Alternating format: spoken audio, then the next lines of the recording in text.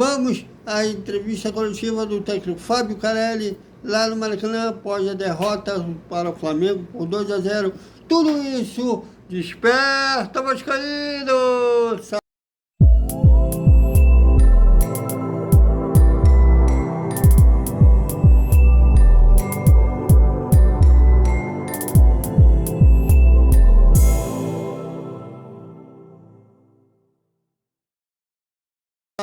Salve, galera do Vascão, bom dia para todo mundo. E o Vascaíno vai acordar um domingo arrasado depois da derrota para o maior rival, Flamengo, por 2-0 lá no Maracanã. Bom, vamos à entrevista coletiva do técnico Fábio Carelli, que ele não fugiu das perguntas feitas pelos colegas que estavam lá no Maracanã, a gente não pôde estar. Esperamos estar no próximo final de semana contra o Botafogo, lá em São Januário. E ele falou sobre o elenco, carências e muito mais. Veja.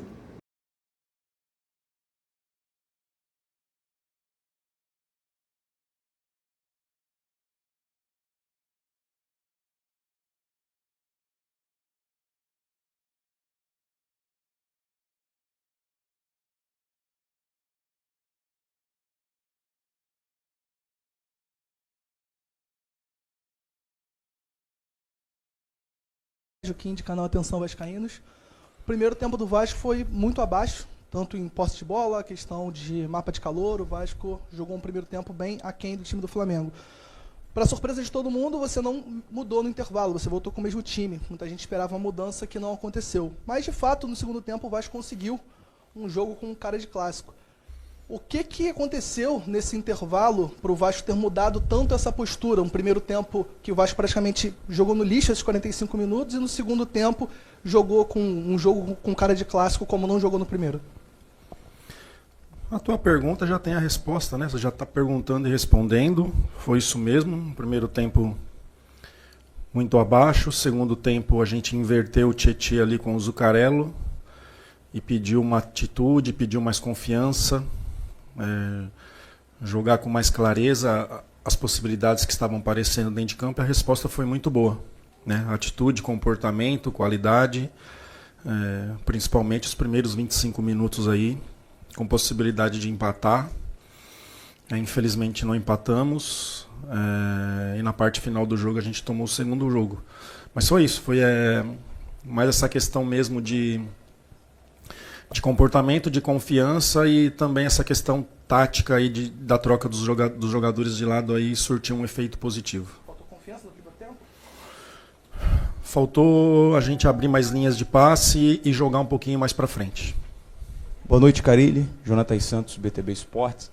É claro, é nítido, né, a falta de peças nesse momento, principalmente pelos lados no ataque do Vasco.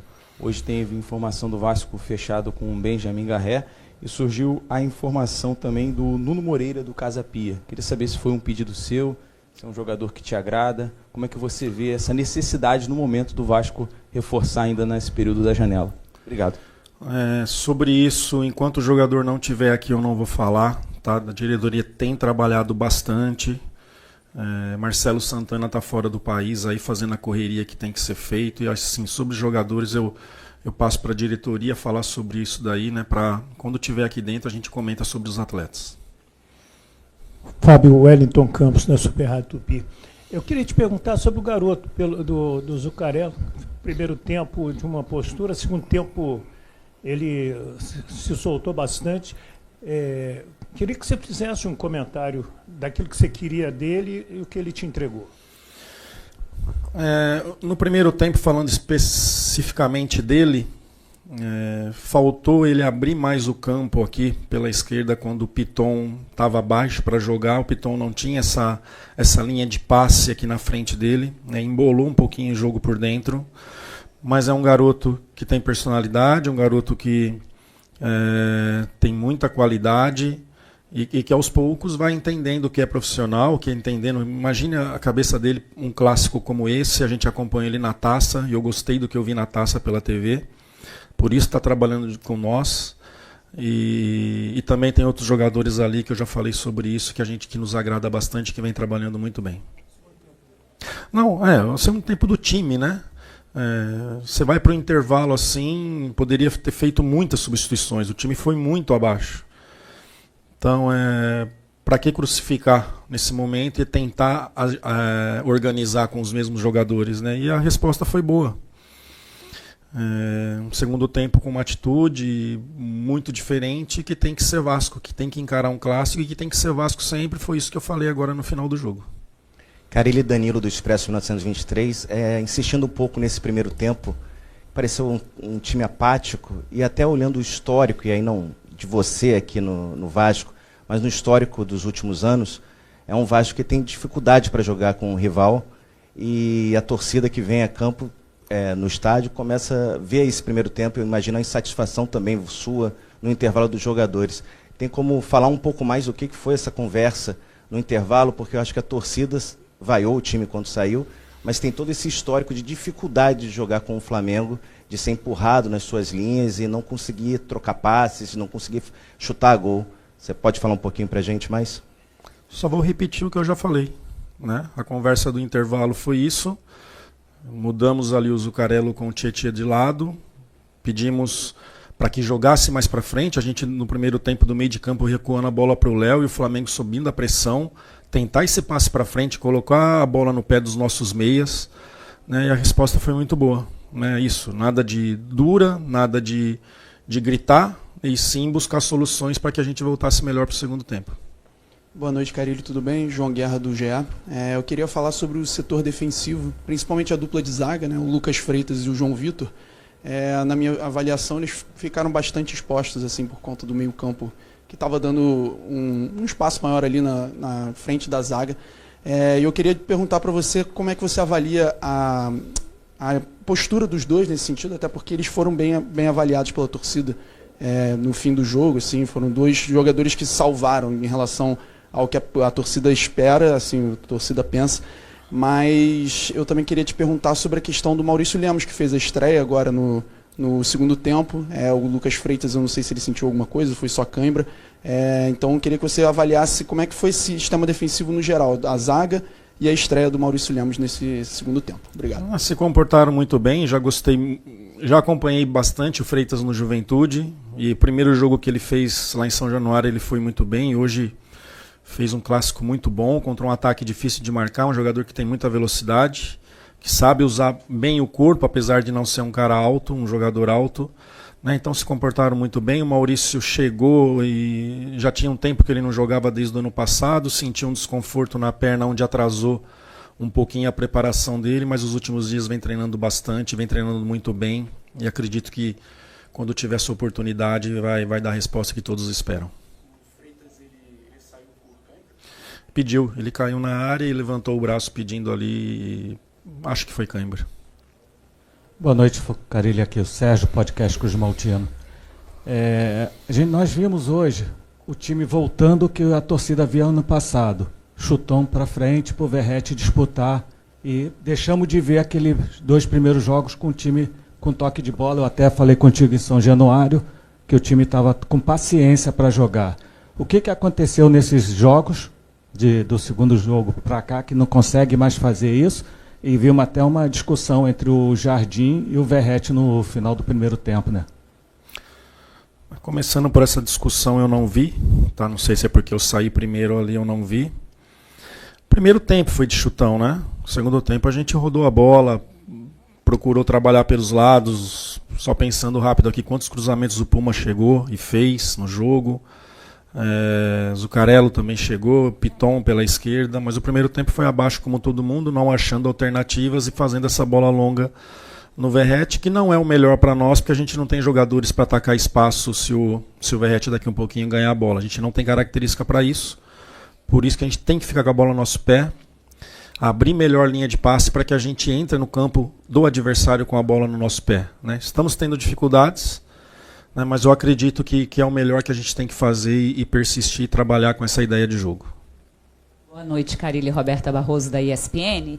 Eu gostaria que você falasse dessa semana decisiva para o Vasco, que vai ser muito intensa. Na terça-feira tem a Copa do Brasil, no outro final de semana outro clássico, decisões importantes. Eu quero saber como equilibrar tudo isso. Obrigada. Primeiro é pensar terça. Né? A gente não consegue...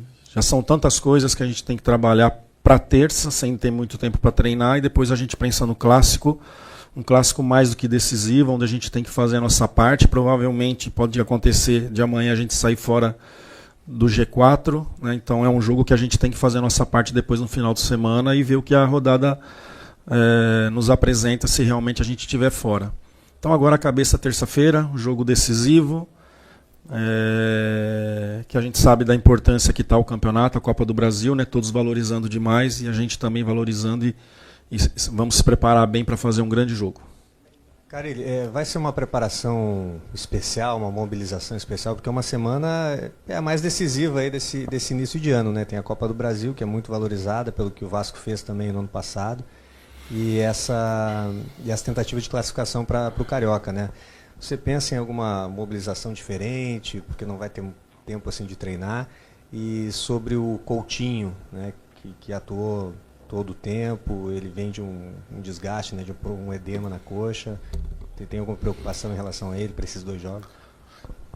Olha, eu já respondi como eu vou responder em outras situações. Eu acabei um clássico agora contra o Flamengo, cara. Não pensei ainda no que fazer. Né? Estamos passando esse jogo, amanhã vamos nos apresentar de manhã para o treinamento. Né? Já tem Não estou falando de escalação, estou falando de mobilização, essas coisas. Eu não pensei em nada, não tem nem como pensar. Né? A partir de amanhã, sim, sentar, analisar, ter uma reunião com os atletas para a gente decidir qual a melhor forma para a gente levar o jogo para terça-feira. Boa noite, Fadilba, TV Globo. Queria te fazer uma pergunta mais genérica sobre a Copa do Brasil. Queria que você falasse um pouquinho o que representa essa competição para você e também falar sobre o fato de muitas vezes jogos em praças, cidades que não tem um time de Série A, então que você faça um pouquinho também sobre isso. Eu não entendi a pergunta, desculpa. O que representa a Copa do Brasil? O que representa a Copa do Brasil para você? E também falar sobre essa oportunidade, às vezes, alguns torcedores em algumas cidades que não tem times na Série A, ver um jogo, por exemplo, do Vasco.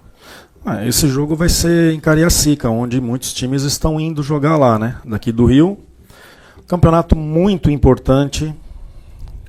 Campeonato mata-mata, ou mata nesse caso agora um jogo só, depois ali na frente viram 2 jogos.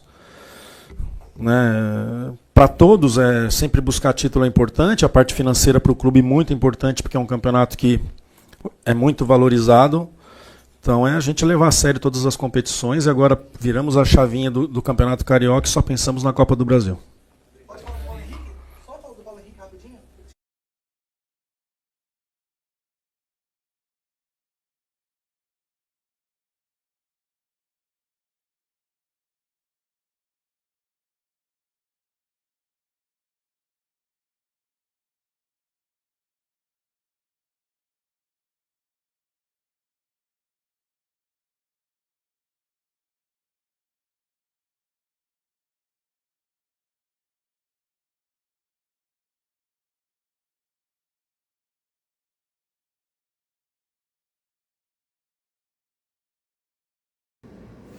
E é isso, galera. O que vocês acharam da coletiva do técnico Fábio Carelli?